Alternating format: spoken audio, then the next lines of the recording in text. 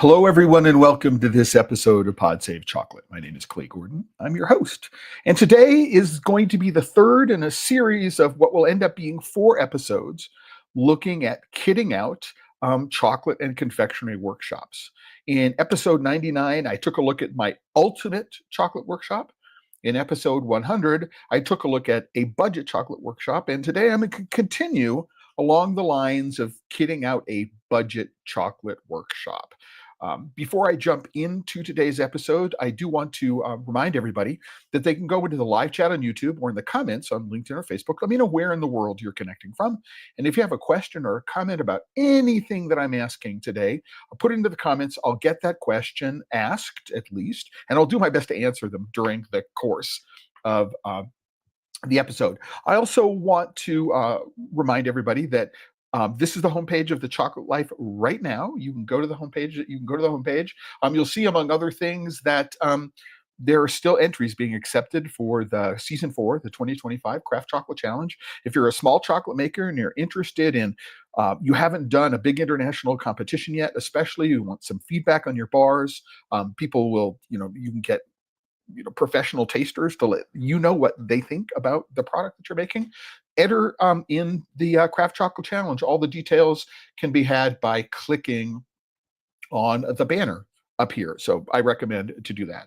And also, for every single episode of Pod Save Chocolate, I put together a dedicated post. And this is the post for today's episode. If you scroll down, you'll find we can watch on YouTube, LinkedIn, and Facebook. So here you're watching, but if you want to go back, you can find all the links on the page, as well as on LinkedIn, Facebook, and YouTube.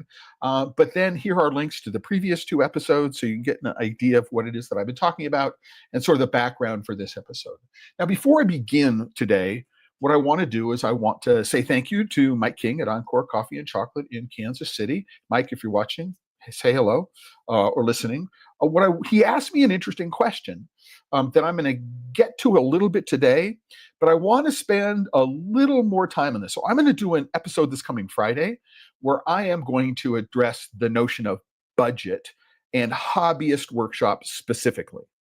Right? Really, really, really careful. Take a look at, okay, if I had to set up a business, first of all, a hobby business, and then I needed to set up a business that was very, very highly constrained in terms of the budget that I had. I mean, very highly constrained in terms of the budget that I had to spend on things. I'm going to do that this coming Friday because I think it's part of the natural progression of things. All right. So I will do that. But Mike asked some interesting questions. When I stated budget, really what Mike was looking forward to was hearing your opinion on best value versus budget. And so value, I think, Mike, and I'll put it together here for you today, has to do with price performance, right? And one of the challenges with price performance is that we have a basket of attributes when it comes to value, right? So, what do you value? Is price the number one thing you're looking for? Is productivity and throughput the number one thing you're looking for? So without actually defining what we mean by value, it's really, really difficult to say, what are we going to recommend when it comes to a specific budget? And that's part of the progress. 1, money is no object. Number 2, money is an object, but I've got this new context, which is with the Ultimate Workshop, it was all wholesale. There was no integrated retail component to what I was doing. So I was thinking about things very differently. With the intermediary, the budget workshop, it was all about, okay, there's an integrated retail component because I think it's really important to have an integrated retail component because I tend to think about these businesses, chocolate businesses, like a microbrewery.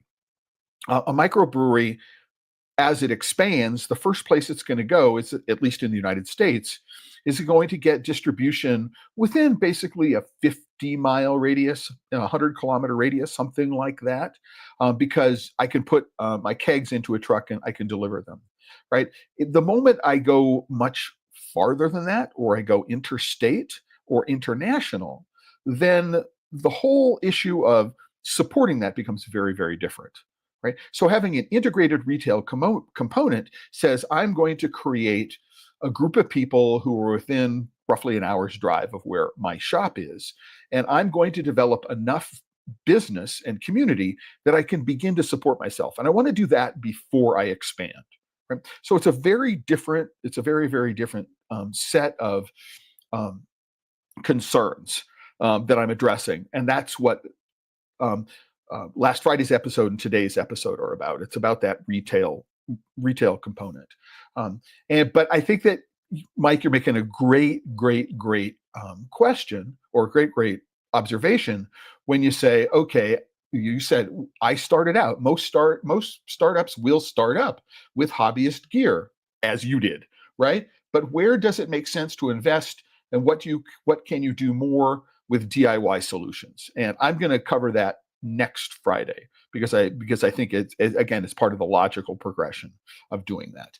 So that's, I'm going to get it. So, but when I look at tempering machines, does the startup go with a melter and silk, a Chocovision product, tabletop, or continuous tempering? What is the best equipment just above the hobbyist level? And again, like, without belaboring this point, best, right, is can only be determined. So there is no objective truth. There is no one answer that is right for all circumstances, right?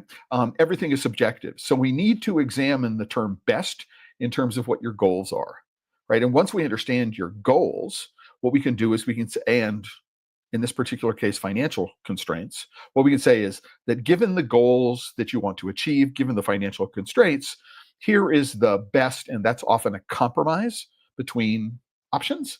And we'll talk about that next week. I hope you don't mind. But I think it makes sense because I don't want to get completely derailed from today's conversation. So absolutely. So Mike, cold in KC. I don't know where it is right now. We've got overnight lows here hovering around freezing, but in the 50s during the day. So it's really pleasant here in Prescott at the moment. So from Ecuador, Fabricio Martinez Poder, thank you very much for joining me today. I was in my first ever trip to a producing country was Ecuador. I flew into Quito, and then we went and flew to Coca and went to Yachana on the Napo, on the Napo River.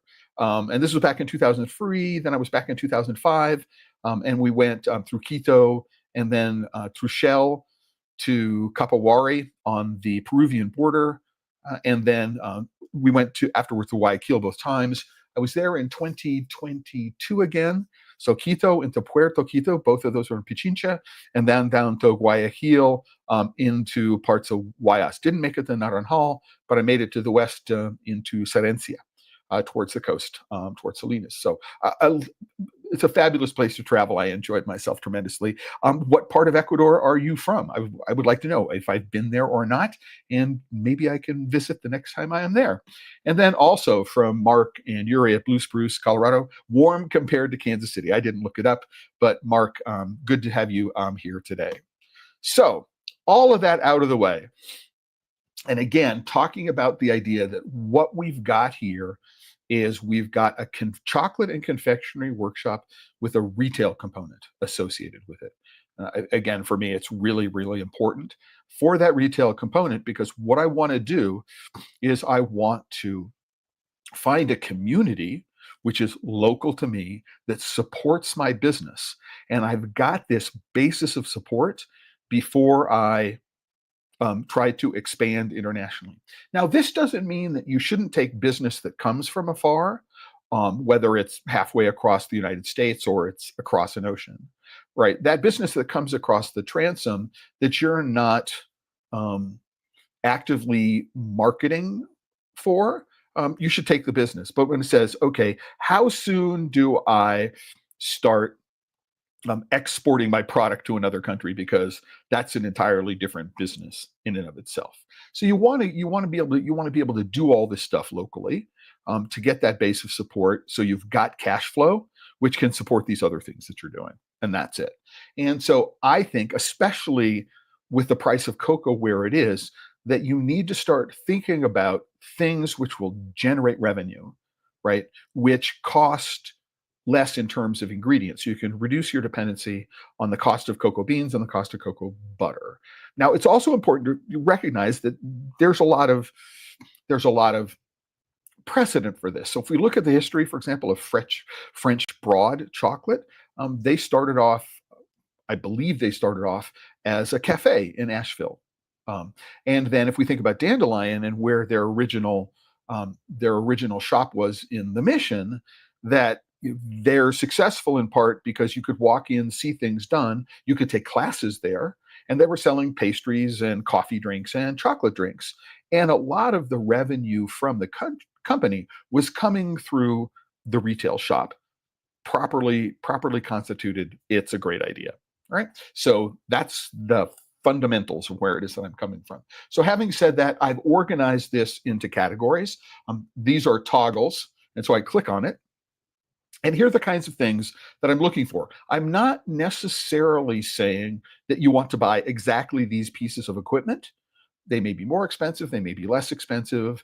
These are things that I have identified over the last 4 or 5 years or longer, right? As I talk with my consulting clients. So one of the things that you'd like a dehydrator, and this is one from Broad and Taylor. And one of the reasons why I love this particular model is that if you're in a space and you are constrained, you can't keep the dehydrator permanently assembled, this one folds down. So not only is it a high performance dehydrator, but right when you're not using it, you can put it away on a shelf. And so if you want to do any kind of fruit inclusion or something like that, this would be a good thing to do this. If you could get yourself some cocoa pulp puree, then you could dehydrate the cocoa pulp puree, turn it into a fruit leather, do very, very small snippets, and you could use it as an inclusion.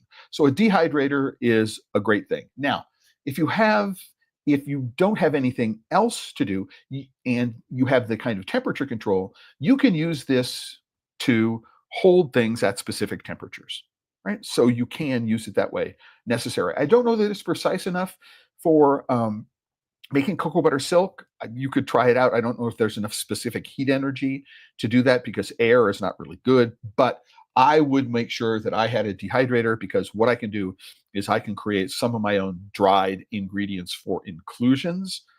And I can partially dehydrate for enrobing and other things. So that's what I would do with there. Another thing that I would take a look at is I would take a look at a proofing cabinet. Now, again, this particular proofing cabinet, one of the reasons why I like this one is that it folds up. It has trays, so you can do 2 layers. It's not, again, precise enough to be able to make cocoa butter silk. I think it's in 5-degree increments, which is not nearly good enough. But if you're a small chocolate maker and you're looking for, I need to keep small amounts of chocolate or colored cocoa butter, what I can do is I can use this to keep the cocoa butter melted. And I can probably keep it at a temperature which is good enough for so that I don't have to worry about tempering or other things. So this multi-purpose unit, and it also folds when it's not being used, right? Which is another great thing to consider about it, which I think is important. Let's think about the amount of space. Now, you could get a full-size proofing cabinet, right? That's an option. But if you're starting off and you don't want to spend huge amounts of money, usually somewhere for an insulated cabinet, somewhere between like $800 and $2,000. I mean, this is relatively inexpensive, especially for keeping cocoa butter for decoration at the right temperature, colored cocoa butter for decoration. So I would think about that. Now, the next thing I would think about is why a crepe maker? Well, number one is if you're in a retail environment, you could make crepes and sell crepes. Not a bad thing. But it turns out that this plate here at the top has a lot of thermal inertia. You could use this, you could put a pot on this for making hard cracked caramel. So that would be a thing to do with it. You could make crepes with it, but you can use it as a temperature controlled heating service, as opposed to induction for one reason or another. It has the disadvantage of the top will stay hot for an extended period of time. So that may be good or bad depending on what you're doing. But it represents a multitasker. I can use it as a heat source, put a pot on it, cook things with it, right? But I can also use it to make something that I can sell, a crepe. So that's a pretty cool thing. I've recommended these on a number of occasions for exactly that reason. It is a multitasker, which has a bunch of use. When you're not using, you just pick it up and you put it underneath a shelf. This is a nonstick surface. It's a great thing to work with. A quick, let's see, Mark is saying the first trip was to Belize. I'm guessing, Mark, that you're talking about the Toledo district and Punta Gorda if you're talking about visiting cocoa producing country. I'm guessing down near Maya Mountain, which is where they are, the Toledo Cocoa Growers Association, Cow Growers Association. I'm guessing that's where you were. Beautiful country. I've been there, I think like almost half a dozen times. And I had a great visit every single time that I was there. Another thing that I would consider is a guitar cutter. This is a very small guitar cutter. So just to consider that if you're working in a smaller workshop, you may not want a full size one. This is double armed, so you don't have to move what it is. You don't have to move the block of ganache.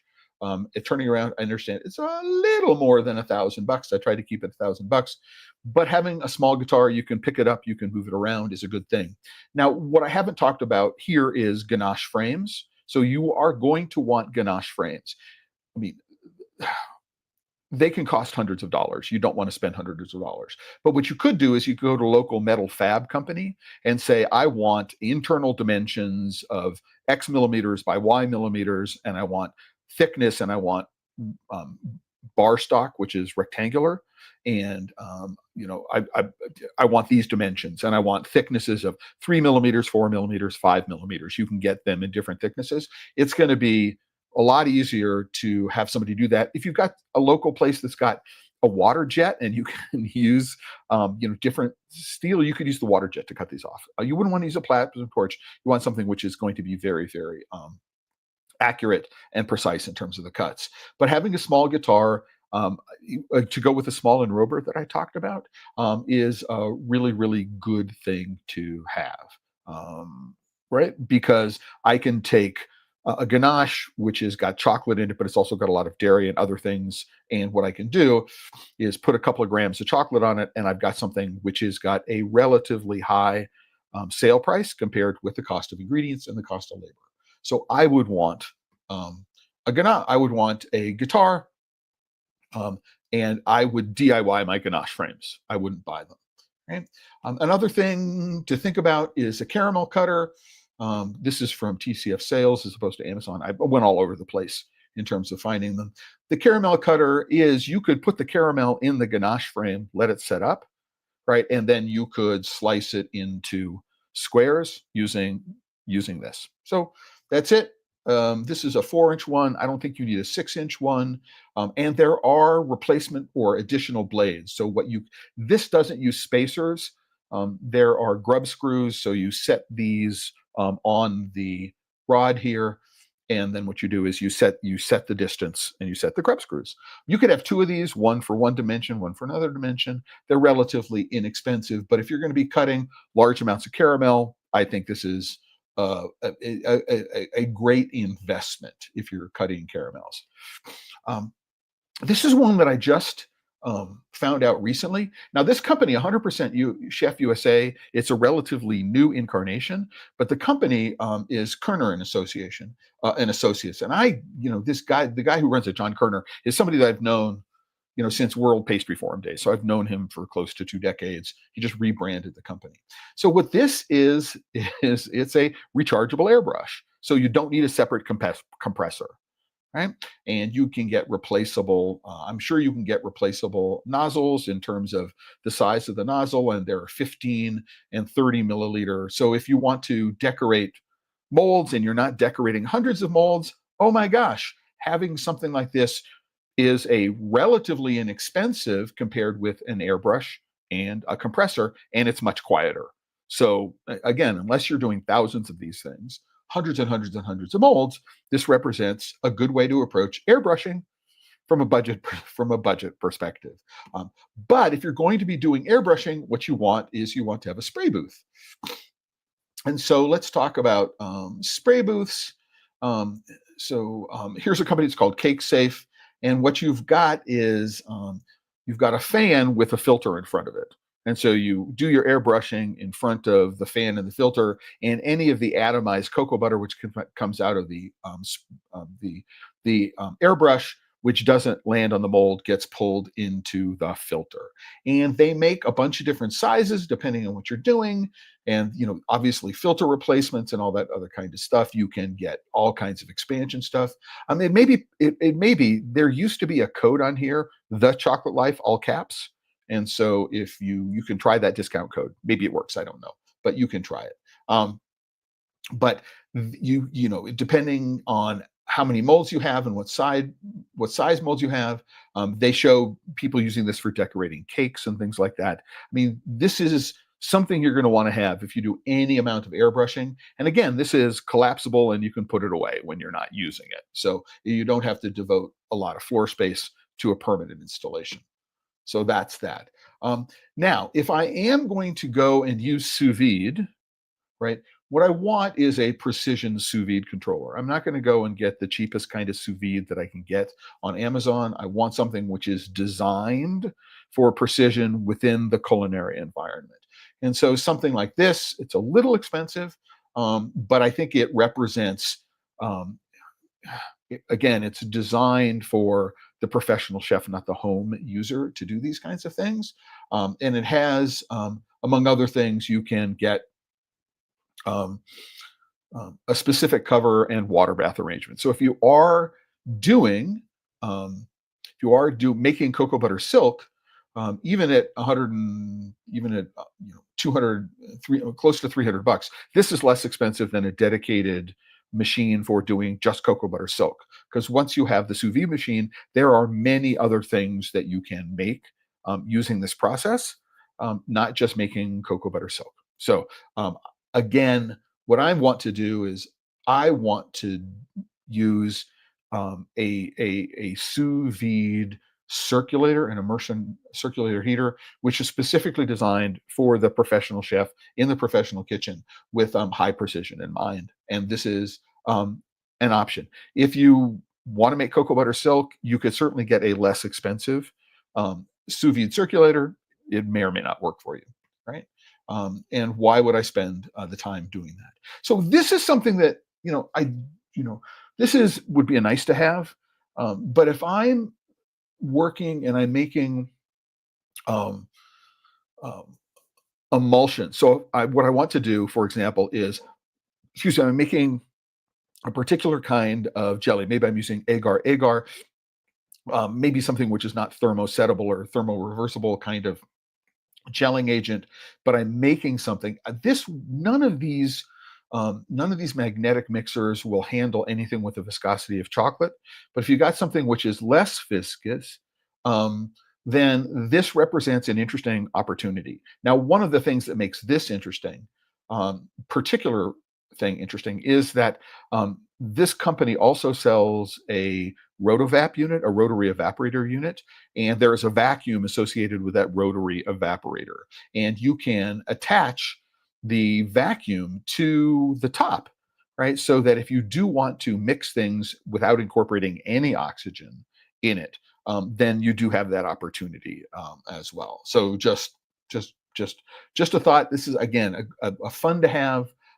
I'd have it around because what I would do is I would start exploring things that I could use in beverage applications and things like that, and flavorings for what it is that I'm making and selling over the counter on the pastry baking side of things.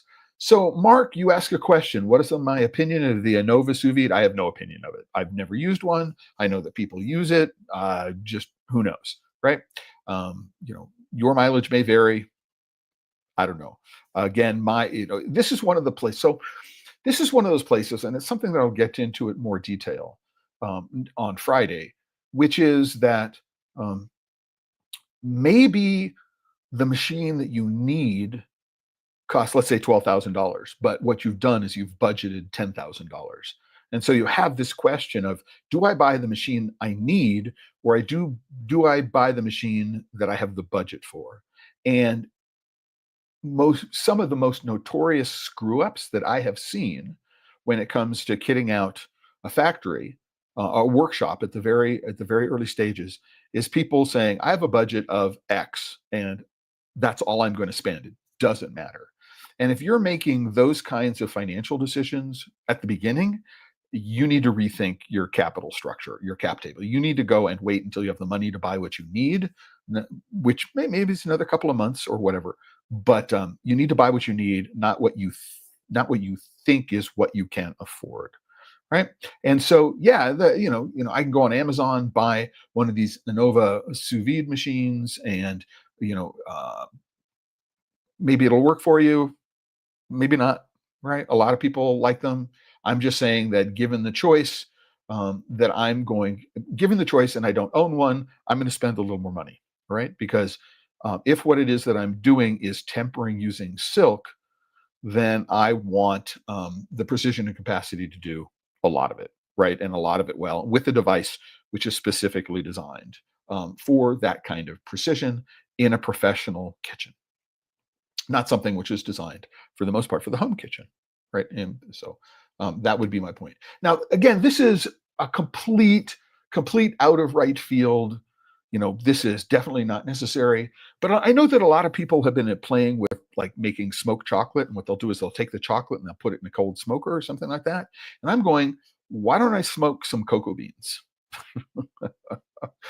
And so, yeah, having a little indoor smoker where I could smoke small quantities of cocoa beans under different woods, it's like $700, but 30% off right now, right? I can get an air fryer basket, put it in there, put a couple of trays of cocoa beans in, and I can smoke cocoa beans and make smoked chocolate. It would be great, I think, to have a cherry wood smoked chocolate and then a mesquite smoked chocolate, same beans, right? I could do that in here.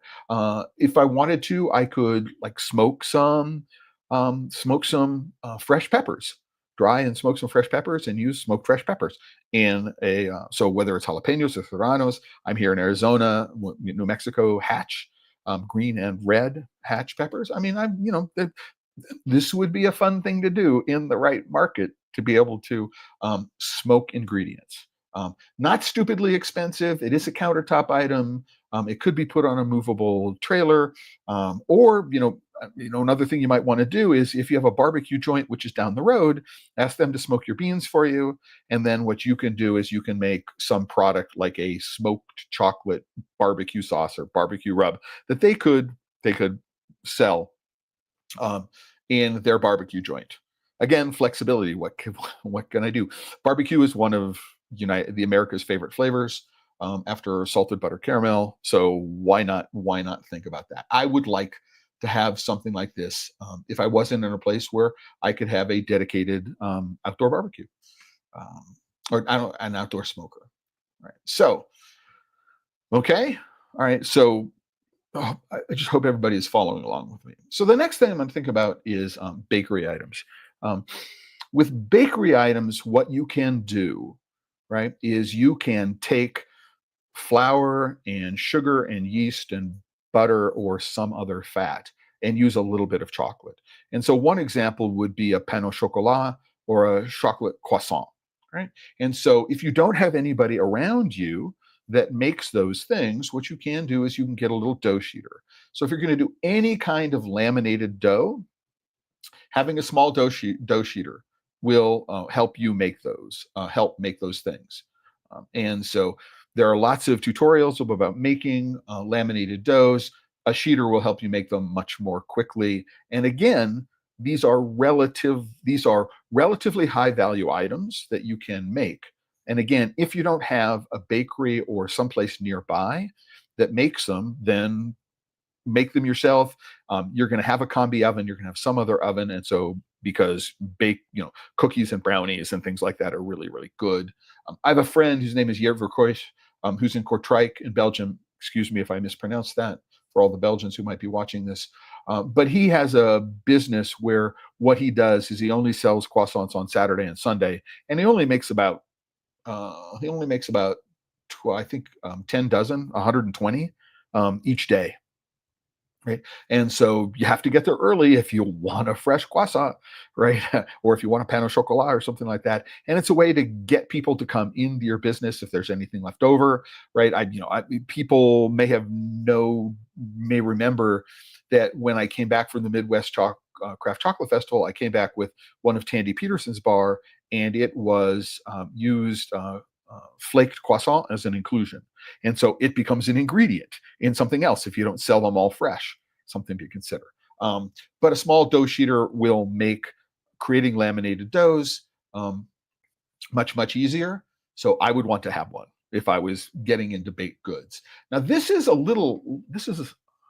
something that I learned.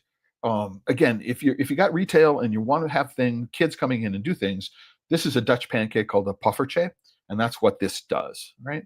And one of the things that I had a lot of fun with Kees Rat, who ran Metropolitan Deli in Amsterdam. I think it closed I know that it closed during the pandemic.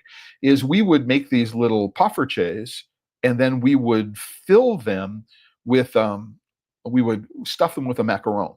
And so you could make what we called pofferone. So it's a poffertje stuffed with a macaron, and it's warm and melty and yummy and gooey and all this other kind of stuff. So this is a relatively inexpensive device. It's 110, 120 bucks. It'll make 25 at a time, and it's perfect for anything associated with children. So you could give a little boat which had 5 of these poffertjes. You could then sprinkle them with powdered sugar, for example, and then drizzle them with chocolate syrup that you made. Really, really good, really, really easy. And that's one of the things that Kees did in the Metropolitan Deli. Now, if you want to do something which is a little more interesting than that, perhaps, you can get what's called the taiyaki grill. And the taiyaki grill is a traditional Japanese pastry. It's often filled with red bean paste or some pastry cream or something like that. But as you can see, they look like fish, right? So how great would it be to have chocolate pastry cream stuffed fish that you could sell on a Saturday or Sunday morning, right? For people coming in. It's like, why not? I mean, it's a great way to bring business into your business. So think about bakery. And we'll talk about another thing with bakery in a little while, because it's a little more expensive piece of equipment. But something to consider. These are the things that, again, at retail, what you want to do is you want to be not something that's going to cater to walk by traffic and drive by traffic, right? But you also want to create things which are going to provide a reason for coming to you. You want to be a destination as well. And knowing that you have these things available. Listen, if I was having a birthday, would I want these things for the? Yes, absolutely. A kid's birthday, absolutely. I would have something like this. So that's what I would do. Thinking about, I'm a chocolate maker. What do I do with the chocolate that I make? Rather than, I'm a bean to bar chocolate maker. All I make is bars, which I think is a mistake. Ad nauseum, I will talk about that. So number one, right? You want a scale for shipping and for measuring large items. So this is a 200 kilo max weight with a 10 gram accuracy, but it sits on the floor. So if you're weighing out cocoa beans for a recipe and you've got a larger production capacity, then being able to weigh things out at this level. You can see they're relatively inexpensive. These also will be used for postal scale, but I would also use them. I have also used them. I know people who use them just for doing just large scale measuring. Large scale weighing of ingredients, right? You're then going to want to have a smaller scale, which is a tabletop scale, right? 15 kilos or about 35 pounds with plus or minus a gram accuracy. That's something you're going to want. You're also going to want a scale, which is much smaller. This is a 3 kilogram scale with a 1/10 of a gram accuracy. So this is for weighing out things for a recipe. Rarely will you require more than a tenth of a gram in terms of accuracy. And one of the things that I haven't done here is you should also get a set of calibration weights. So if you have a weight which is known to be a certain weight, you can put it on the scale. And in almost every case, the scales can be tweaked to make sure, in fact, they are measuring accurately. So I didn't put that. I didn't put the calibration weights in there, but you want to consider calibration weights. The next thing you want, if you're making chocolate, is you want a grind gauge as opposed to a micrometer. Micrometer requires a lot of expertise and experience in order to be able to understand what it's saying, what it's telling you, right? But most importantly, what it can really only do is really let you reliably know what the maximum particle size is. It won't tell you what the smallest particle size is and the particle size distribution, right? So in order to get min, max, and center of distribution, you want a grind gauge. You want a grindometer, right? And if you're making chocolate and you don't have one of these things, you need to have one of these things.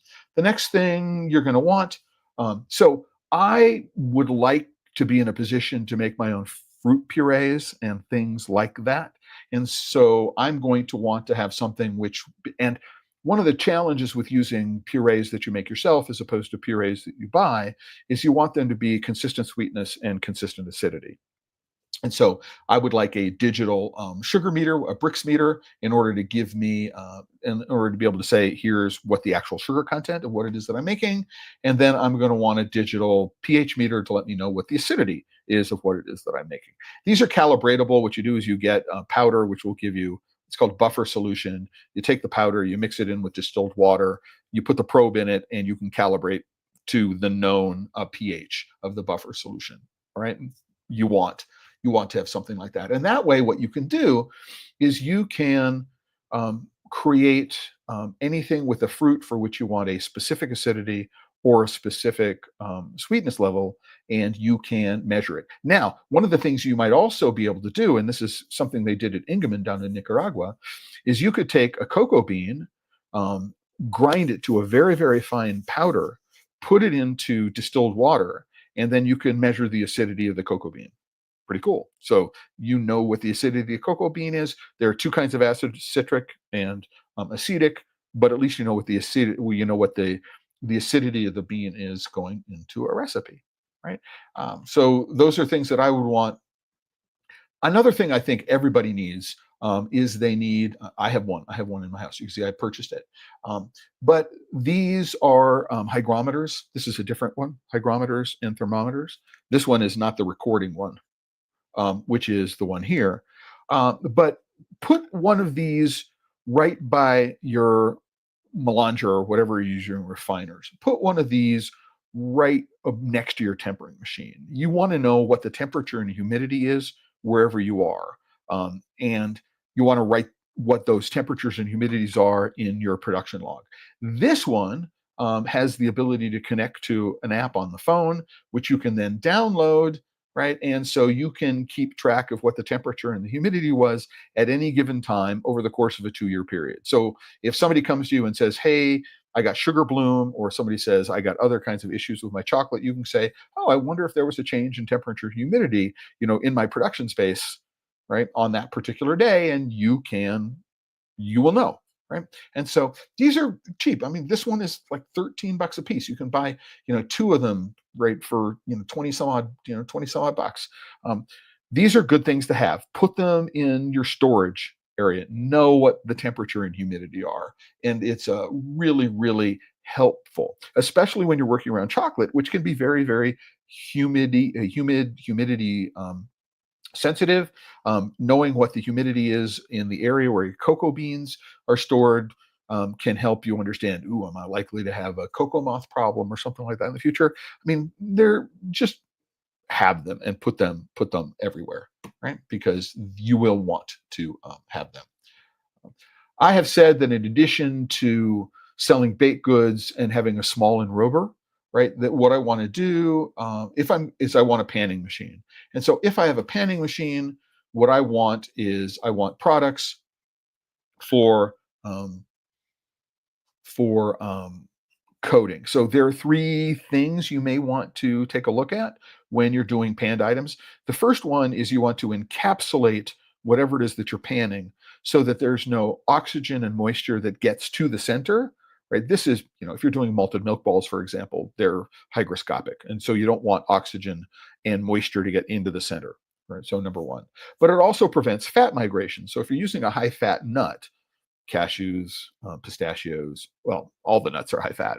You don't want any of that fat to migrate through to the chocolate that you're using to engross whatever the center is. And this is, you're also going for things which don't appear to have a lot of fat, like coffee beans, right? And so one of the great things about this company is owned by a former neighbor of mine when I lived in Westchester, but they're vegan, non-GMO, kosher, right? They make a this cosine is used for encapsulating the center, and then you've got glazes and polishes. So a polish is going to encapsulate the chocolate to make, and then you could maybe put cocoa powder over it or things, but then you could also polish it and make it high gloss.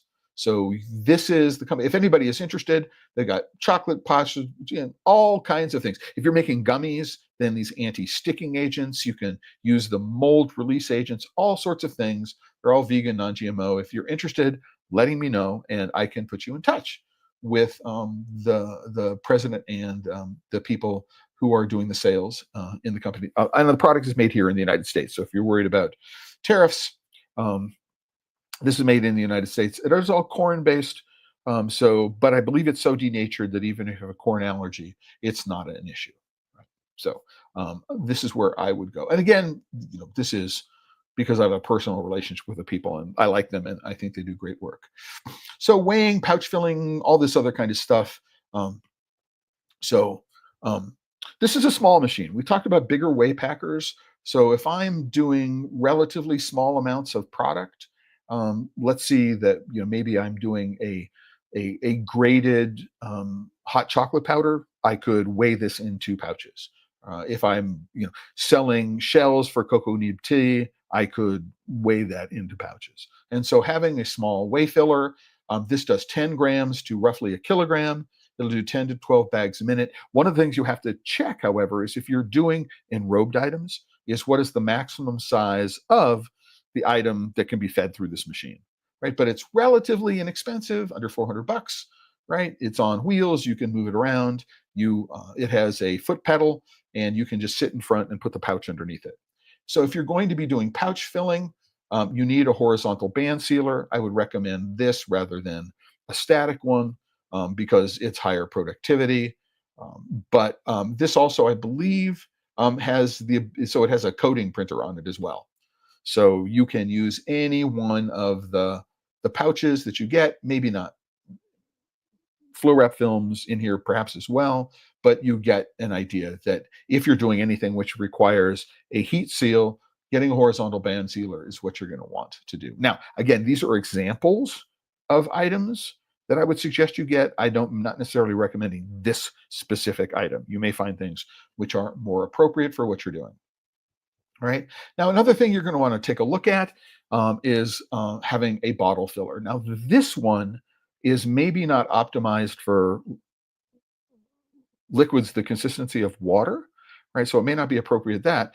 But if I were working in chocolate, I would want to make my own Nutella, my own chocolate spread, right? And so this would be an opportunity to fill bottles with my chocolate spread.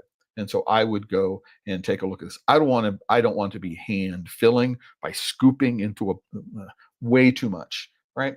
That this will do many per minute, and it's a pneumatic depositor, and so it will dose a specific amount every single time. So I would go take a look at that.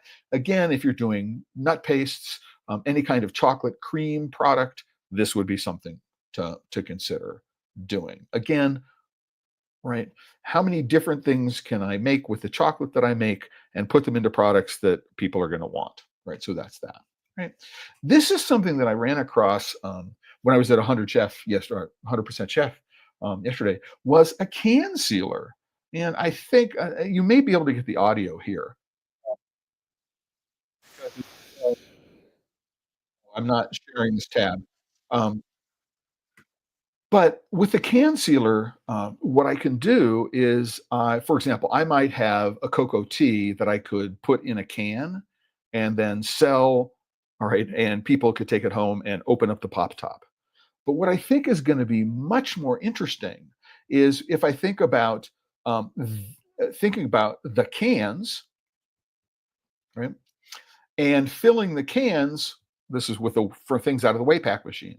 So rather than putting espresso beans into a pouch, why not put espresso beans into a can? And I can get clear cans in addition to metal cans. And um, there is a special foil tab pull off. And so, wow, this is a really cool idea. I can now provide my products in a form factor.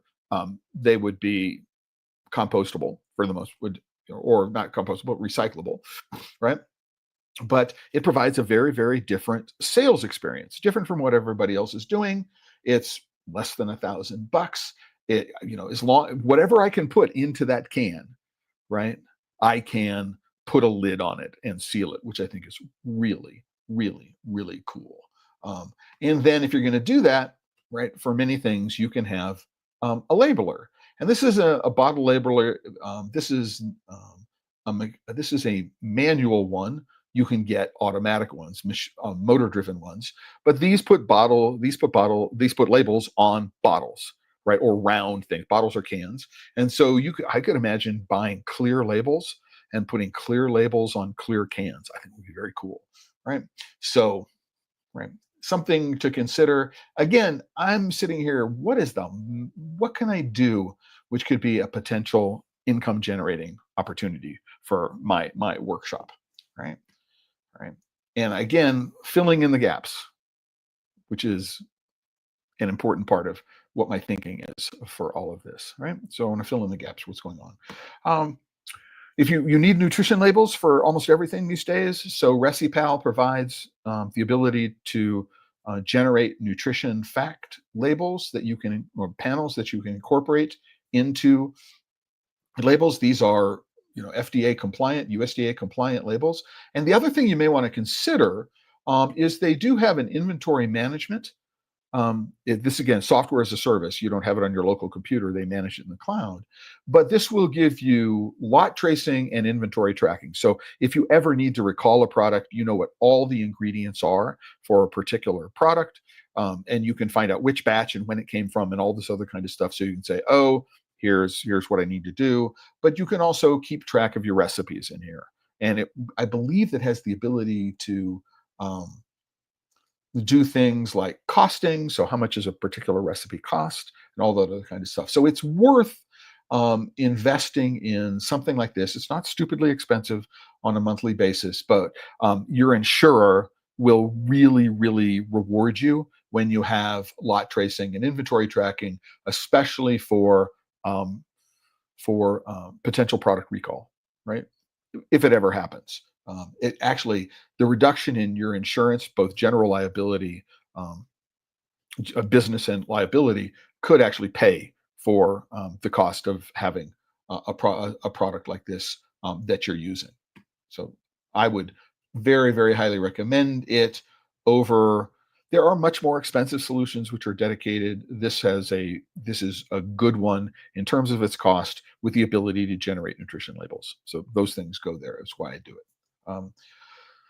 I'm running through this because we've got a lot to do in the next 10 minutes. Miscellaneous electronics. So if you want to do some sort of DIY cooling solution, like your own cold room, right?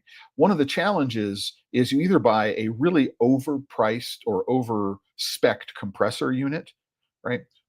Or which is a part of an existing a walk-in or something like that. What the CoolBot allows you to do is it allows you to override the minimum temperature. So it replaces the thermostat in either a through window or mini split air conditioning unit, so you can get it down much colder. So you could use this to get a mini split system, and say one of the air handlers in the mini split would be able to fill this, get this room, and you'd be able to get that room down to 55 degrees, right? Oh, I'm storing my cocoa beans in that room at 55 degrees. And so I'm not going to have an issue associated with cocoa moths uh, or things like that. So if you needed to have something which you needed to get the room down to 40 degrees, you could use the CoolBot to do that. Now, so if you want to build a walk-in or something like that, I don't think it doesn't do freezer temperatures. It only does refrigerator temperatures. But this is the way to get the least expensive way to build one of those rooms. And you can also use it with a traditional if you're using a mini split, you can also use it to more precisely control the temperature of your room. Right. So even if you want to get it at the 68-degree mark. So something to consider. It's worthwhile to pay for self in energy savings as well as the build out costs of a dedicated walk-in refrigerator. Uh, so this machine, the SR Cool 1200, is slightly different because what it does is it blows a stream of air which is at a constant temperature. So if you wanted to build a static cooling tunnel or a small room which was, at a very, very specific temperature, um, and there was no humidity, so the exhaust for this, they evaporate any humidity that is generated in the cooling process into the exhaust. So you exhaust the heat and humidity out of the room. Um, it's designed for um, it's designed for um, blowing cold air at sensitive electronics. I know because I've seen it right in use. Is that Paul Picton at Maverick Chocolate built his own mold cooling tunnel, and he uses two of these machines to cool his mold cooling tunnel. Right. So this is $1,500 plus the cost of making the cooling tunnel. He was able to get a folded cooling tunnel that would cost 15, 18, 20,000 bucks for under 3,000 I think in parts by the time he got done. So this is something to consider if you want to create a contained area where what you want to do is you want to maintain that contained area at a specific temperature for cooling the electronics or cooling things during crystallization, and you don't have a lot of space where you'd have a room that you'd want to cool. Right. This is a weird one.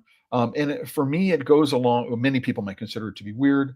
It's something that I started working on when I started thinking about and recommending when I was working down with a customer in Belize. Mark was a weather station. So you want to have daily production logs, right? You want to know today. Here's what I'm planning. Here's what I'm planning to make, and here's what I make. Right. You want it for um, any kind of HACCP or related documentation of your products. And you would use it for lot tracing and other things like that. But as part of the opening up the business in the morning, what you're going to want to do is you're going to say, here's the temperature outside right now, and here's the humidity outside right now. And oh, it looks like a storm front is coming through at 3 o'clock in the afternoon. Right. So you can use this, right? It's highly localized, maybe more precise than even the localized weather that you get from an app on your phone. But this will just make it a part of what it is that you do every day, right? Now, it's interesting. You see this barometric pressure forecast that's here. Now, one of the things to know about if you're using a continuous tempering machine like a one from, FBM or Selmy or something like that, barometric pressures affects the accuracy of depositing, right? If you're using one of their dosing heads, because atmospheric pressure changes, right? So the weight of the chocolate changes depending on how full the bowl is, right? And it's small, but it's measurable. And over the course of the day, right, as the bowl goes down and the atmospheric pressure changes, you can have some pretty wild swings in the amount you're depositing for any given length of time. And so knowing, oh my gosh, at 3 o'clock, oh, the barometric pressure is going down right now. I may need to check weigh, right? Put my mold on a scale, right? And am I depositing what I think I'm depositing? So, but make it a part of your daily routine. When you start up, just make it a part of noting these things down on the daily production log, and you see they're not stupidly expensive. right? Less than 40 bucks, right? Now, the other thing is if you're working, right, in a kitchen and you've got a retail component, you want to have music. And this is a way, although it doesn't include speakers, a device like this, so it's a Wemap, is capable of you building your own custom Sonos-like system, right? So you don't need stupidly expensive pieces of equipment that connect to this Wi-Fi network. You can DIY it with the speakers that you want, that are for the location that you want.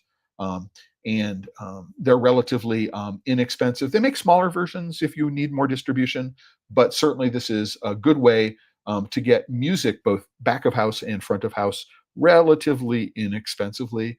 You could probably also AirPlay a television into it. Oh, no, if you've got AirPlay on your phone, right? You get the idea, or a tablet. So you could have a tablet which runs the music all over your place.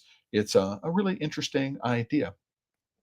But music is important. I mean, it's better than little tiny Bluetooth speakers, and much less expensive than doing something like a Sonos system.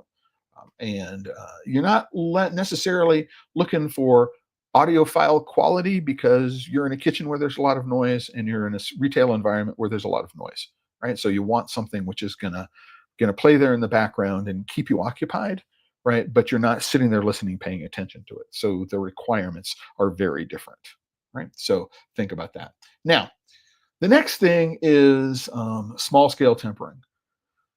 And this is here in part because this is a project I've been working on with a colleague. I'm an advisor to the company. This right here is a replacement for a ChocoVision Rev 2. So it is slightly bigger capacity. I believe it's 900 grams to a kilo, right? But it is less expensive, right? And it is been designed to address many of the shortcomings that people see with the Rev 2. So it's an option. Where I would say that it might work for many, many people is that rather than you could use it as a primary tempering machine, depending upon what your production capacity was, right? It's designed to be faster than a Rev 2, which is important.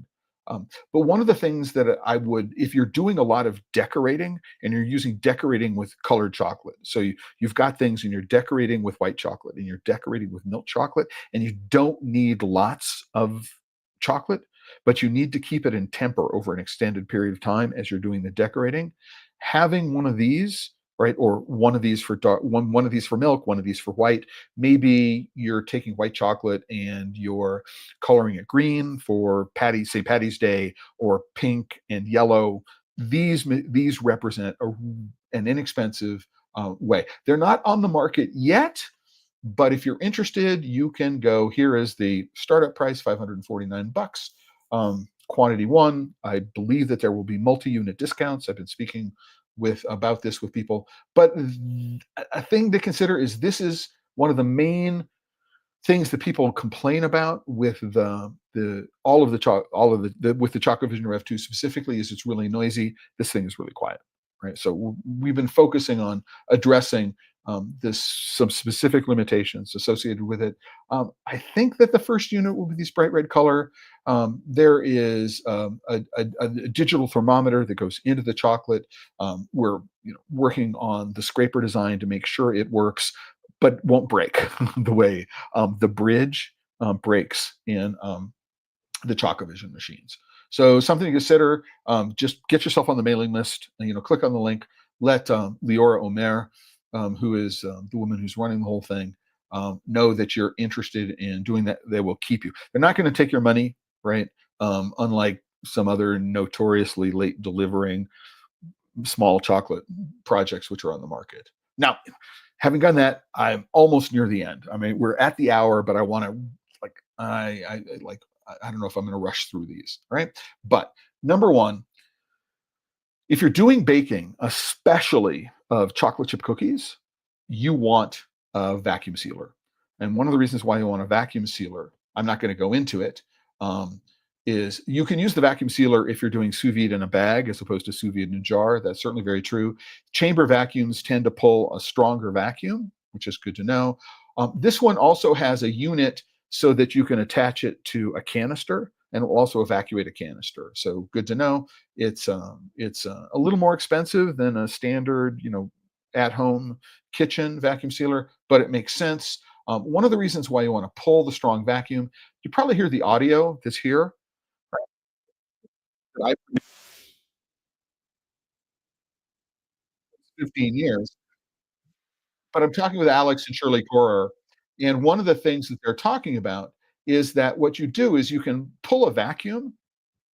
If you pull a vacuum on a sugar cookie dough, or in this case, a chocolate chip cookie dough, what you can do is you can hydrate the dough almost immediately. And that hydration is going to also, there are other enzymatic reactions which happen over the course of 24 to 48 hours. And so if you take a chocolate chip cookie dough and you let it rest for 24 to 48 hours in the refrigerator, what you'll notice is you'll notice some enzymatic browning and hydration, improved hydration, which affects the proteins and starches and sugars that are in the dough. And what you end up with is a richer, more buttery, scotchy caramel taffy flavor in your chocolate chip cookie. Um, but you can do it just by pulling a vacuum. You pull the vacuum and the moment you release it, boom, your dough is hydrated. So you don't have to wait 24 to 48 hours. Pretty cool. So there are other things that you can do with a vacuum sealer, but if you're doing any baked items and you could hydrate shortbread dough. Oh yeah, chocolate covered shortbread or chocolate dipped shortbread. Yum yum yum. You get the idea. I don't know if you can do it with laminated doughs. You can um, explore the idea. But a chamber vacuum sealer is worthwhile for sous vide and for this hydration when you're doing baked items. So I spent a lot of time in the first episode talking about something called a RoboCubo, which is a Swiss Army knife machine that does a lot of stuff, and then a less expensive version of that called a Cucci Mix. And I also on the second episode, and then introducing the notion of a Paco Jet for an ice cream project. I want to do micro batch ice cream as a part of what it is that I was doing for. I want products for the summer, right? And so this is a machine which the top of it is a cooker. So you can do pastry creams, you can temper chocolate, batch temper chocolate, but you can also cook fruit purees and things like that. And then if you want to, you can drop it down into a cooling chamber below and then churn it. So you can make sorbetto, gelato, and more traditional ice creams, frozen custard, whatever it is that you'd like in this machine.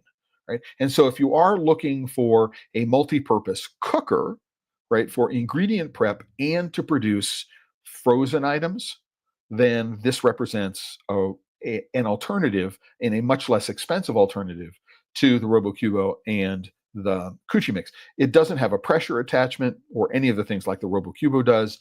You can't whip marshmallows or things like that in here, but it does provide a lot of flexibility um, in a relatively small footprint. There are much larger versions of this. There's a 12 liter and a 20 liter, and there are other machines that you can purchase in this line. This is just the intro line. This is just the intro to this. And I know the company, the guy who runs Advanced Gourmet, is again somebody I met from the World Pastry Forum and the National and World Pastry Team Championships, and I've known of the company again for close to 20, at least 15 years now, maybe longer than that, right? So good people, and they got good products. I can recommend them. So again, we're talking about nice to haves, right? But this is an interesting one, and I believe that I mentioned it in my gear episode last that I did like 8 or 9 months ago. This pressure homogenizer squasher. So what I could do, so for example, if I wanted to make my own vanilla extracts and vanilla pastes, I could use a device like this to do that. If I wanted to make very, very specific kinds of flavorings for my bonbons or things like that, for my ganaches, for my caramels, I would use this to process what it is that I'm doing as a part of the process of making these things, right? This doesn't cook, so everything it doesn't get the high temperature, and so I'm going to retain the the flavors which are associated with those products in here. So again, I'm just looking at this as a way for doing ingredient production, especially if what it is that I'm going to focus on locally sourced ingredients. If I'm looking at locally sourced fruits, I'm looking at locally sourced other things. I want to make my own vanilla extracts. Um, I could use alcohol as a solvent. I could use water as a solvent. I believe I can use oil as a solvent as well. So this would be a way to be able to do what it is that I need in the quantities that I need for my business, and fresh. It's not like I've got this in the freezer for 3 months, or I've got it, on my shelf after opening it and it's oxidizing in tincture form or paste form for months before I use it all. This is, oh, I'm going to make it. I'm going to make enough for the next week or 2 or 3, and I can take advantage of whatever fresh fruit or other things are local at a particular time and use them to make stuff. So I would want one of those. The next thing is a Spinzall. Um, this Dave Arnold, it's at Modernist Pantry, but Dave is, really, really, Dave Arnold is whom I met in New York City, is at Booker and Dax, which is, this high-end um, mixology lab. But the Spinzall is in fact a clarifier and purifier. So you can take a liquid and get all of the particulate matter out of this, right? So concentrating the flavor. So I would want one of these to be able to clarify and get rid of anything which might burn or anything which might be bitter or anything which might produce an off flavor in what it is that I'm doing. So I could, excuse me, for example, process a fruit through this and get a clarified liquid out of it, which I can then reduce without worrying about whether or not there's a particulate matter in there which is going to burn, scorch or burn. So I might be able to clarify the, if I'm using the squasher to make a vanilla extract, I can get rid of all of the seeds in the vanilla extract, right? So it's worthwhile considering. Again, I want to take advantage of everything that is local. If you go to um, the page, there are a bunch of videos. I don't know if all of the videos are on this page, but this is an interesting one here. They're talking about making a clarified banana Justino. So they're taking banana into rum and they're pureeing the banana in the rum, and then they're extracting all of the particulate matter. So you just have this really, really strong essence of banana flavored rum. Um, and would I use that as a flavoring for a ganache? Absolutely, right? Absolutely. I don't necessarily need to have alcohol, but if I could make my own sugar syrup extractions for flavorings for coffee, right? Oh, I could use local strawberries and local raspberries and local whatever. I could make my own. You can do extracts of something like almonds, right? You do need to worry about it because they got starches. So there's a separate way of settling out. So there's a flocculant which will, seculant which will attach to the starches and settle them out. But you could make your own almond flavored syrup, right, for coffees rather than buying from Torani or Amaretti or someplace like that.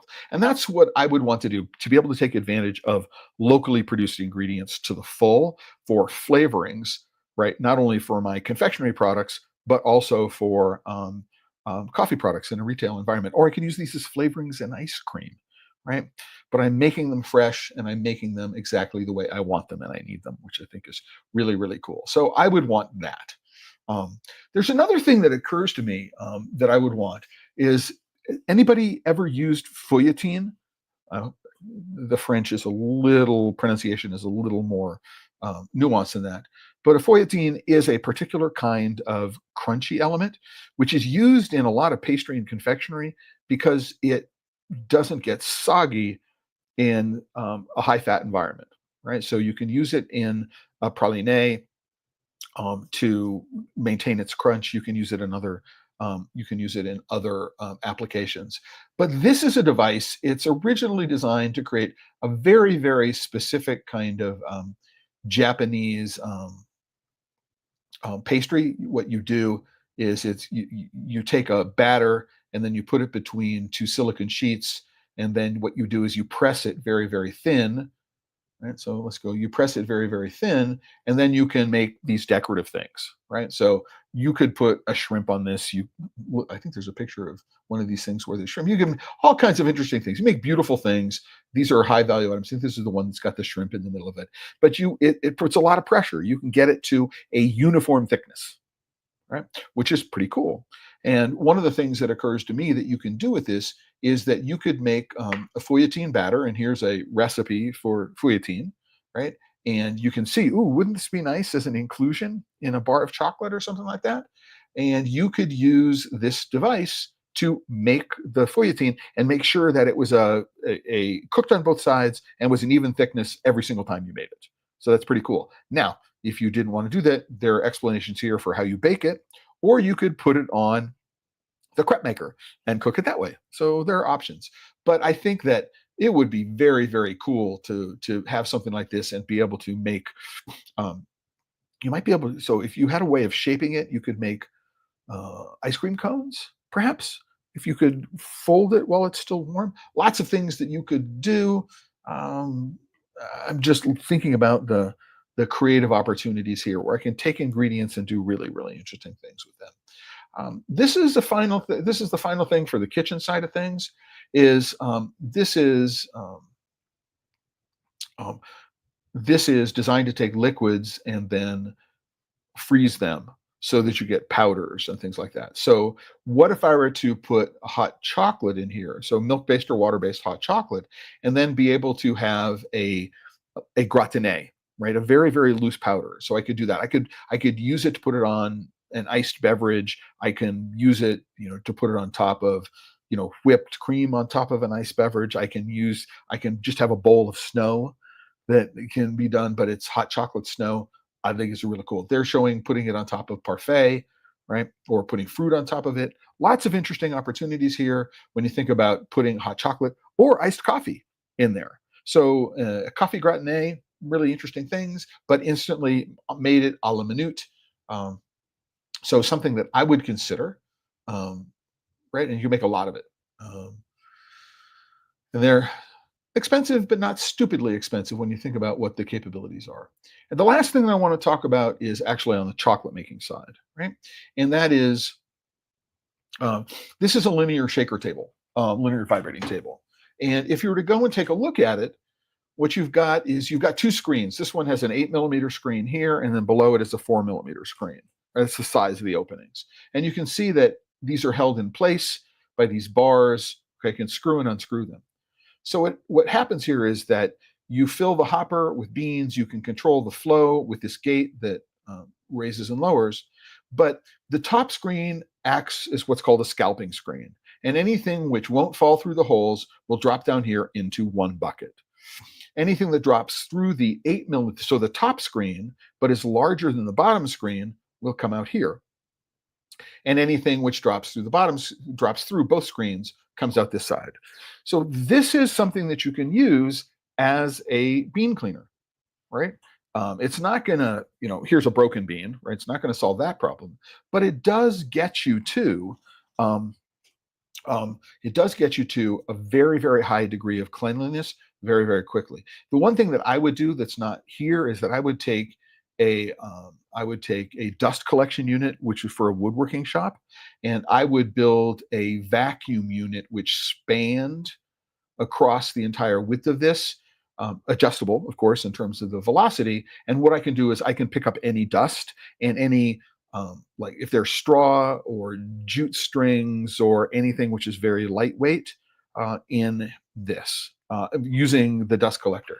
Now, another thing to consider, which could be really cool, is that even though it's not available as an option for this unit, at least in the Amazon listing, you can get a wide variety of screen sizes for them, like 0.5 millimeter, 1.5 millimeter, 2mm. And so one of the things that becomes an option for this is that you could post-process something coming out of the cracker, right?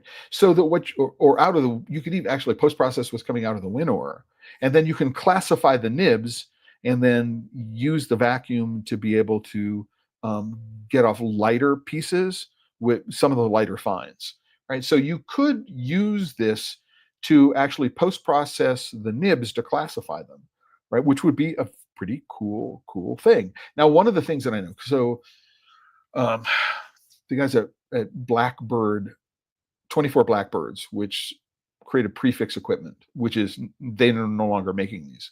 One of the things that he does, I think his name is Daniel, if I recall correctly, is that if you run things through a cracker, um, whether it's a Frankenstein or something like that, you don't always crack the flats, and you don't always crack the slaty beans. And so if you run these through afterwards, what you get is this will scalp off all of the big things, so you don't have to hand pick things which are not completely cracked, right, and where the shell has not separated from the nib underneath. So this can be used as a classifier to post-process the nibs to get rid of additional shell, which is, and to get rid of all of the small fines and things like that. It depends upon what kind of cracker and winnow we're using, but at least from a cleaning perspective, before you go into the roaster, to get rid of small zones. You might actually also be able to put a magnet right on the gate here, and so if there is a magnetic item, a nail or something like that, you should be able to keep that from going into the roaster, or out of the roaster. You can keep it from going into the cracker and winnower. And by the way, I don't know if any of you know this, but if you're FDA registered, and you need to be FDA registered to produce food in the United States or produce chocolate in the United States, is that there is a requirement that you have a magnetic trap as a part of your bean cleaning operation. And so putting a magnetic trap over the hopper, so as you pour the beans in, if there is anything which is metallic and magnetic, it will be taken care of by the magnetic trap. And I believe that's the case even if you're sorting by hand. Right. So it is a requirement. And if the FDA inspector decides to be a real stickler, he can shut you down until that happens. Right. So these are going to be noisy. These vibrators are not quiet. But if you were to, again, put together a dust collection system, get different sizes of screens on this becomes a real interesting multi-purpose device, which can have an impact on throughput in a bunch of different ways. And I'm looking at this, and I might actually say, I would want the diameter of this to be, one size, and the diameter of this to be so I would, provide it with different zones at different sizes and things. I would play with doing this. You may find a local sheet metal shop that would be able to fab this for you with, on a one-off kind of thing, after you play it. But again, this is the kind of thing that I would want to have. It's an alternative to a much more expensive bean cleaner, and it is a labor-saving device compared with hand cleaning and hand sorting beans. So I would consider that and use it as a post processor to classify nibs after the fact. So, for example, I may only want to. I may have some small nibs that I could package and sell, and I'm using the big nibs to throw into my melange. And I may have some fines that I could put into my cocoa tea. Right. So this would be a good way to post process. They're not insanely expensive, but when you think about what, $25 an hour, if I can save, what is that? Is that 400 hours?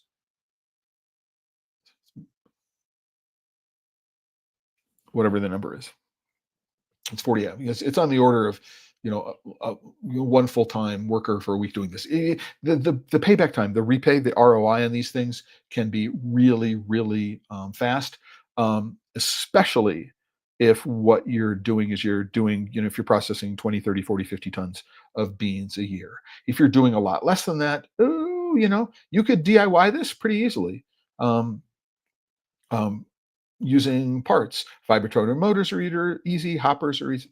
You get the idea, right? But I would consider either buying something like this or DIYing something like this for a shop, and that's it. I mean, we're here for $1.20 an hour, 20. But when I think about filling in the gaps of a chocolate workshop, right? Again, the point of the budget workshop in which there is an attached retail component. And what it is I'm doing is I'm focusing on what are the products that I can make with the chocolate that I make. I've got an ethos which talks about local sourcing of non-cocoa ingredients, right? So I'm buying local nuts, I'm buying local fruit, I'm buying local vegetables. What are the things that I can do, right, in terms of incorporating chocolate into a bunch of items, right? And there's a lot of stuff here. I mean, I want all of I want all of these things to play with them in mind to give the people in the kitchen maximum flexibility in terms of the products that they're producing and the products that we can sell, right? And then figure out how to scale up when necessary, right? But I think that right there are all these avenues that are completely overlooked that most chocolate makers completely overlook when they think about this. And if we think about the chocolate bar space, especially the craft single origin, even two ingredient chocolate bar space, there's a lot of competition there, right? And it turns out that the average person might come in and buy one 70-gram $12 chocolate bar a week or a month, but they might come in and buy a bonbon every day, or they'll come in and have a hot mocha beverage every day, or they'll this is the thinking, right, that I think differentiates the real successful local retail business from somebody who's just making chocolate and making chocolate bars and shipping chocolate bars. So that's what I wanted to say with all that. But remind people that this is the homepage of the Chocolate Life right now. If you're not a member of the Chocolate Life, this episode of Pod Save Chocolate, like every episode of Pod Save Chocolate, is sponsored by members of the Chocolate Life. If you're not a member, just go click the green button, or there's a join button here. I'm logged in, so you won't see it. And become a member today. There's always a free membership, but I don't do Patreon. I'm not doing any other form of network advertising or anything like that. So my ability to do these things is dependent upon your support, what it is that I'm doing. Right. So I appreciate that. Let's see. Final note before I head out is today is Tuesday, February 18th. This coming Friday, I'm going to be doing how do I kit out a workshop just thinking about chocolate, right? And I'm going to be thinking about, how do I do it? And focusing on the questions that my king had about budget and value. So I'm starting off from a hobbyist level.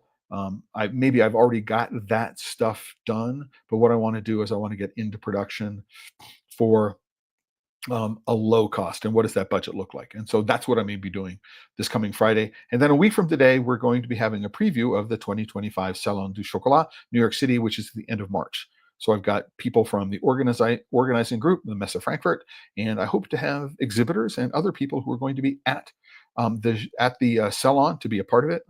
That's the goal. And then there's also going to be announced a discount, a code that people can use to purchase tickets, general admission tickets for attending the show. That's going to be announced for the first time during the episode. So join me there, and you'll be able to get all that. And with that, man, this has just gone by. Lot to cover. Hope you enjoyed it. We'll be doing more of this. And so there'll be a set of 4 episodes and a mini playlist about equipment. And I may add some others about equipping a workshop. And I hope you understand that I had a lot of fun doing this. I mean, putting it together, thinking about all these things. What would I like? Just making small choices. Following the rabbit trails where they led, and thinking about, man, if I were to set up my own business, what would I want? It was a lot of fun for me. I hope it was a lot of fun for you, because as we know, if you're working with chocolate and you're not having fun, maybe you're doing it wrong. Until the next time, everybody, ciao.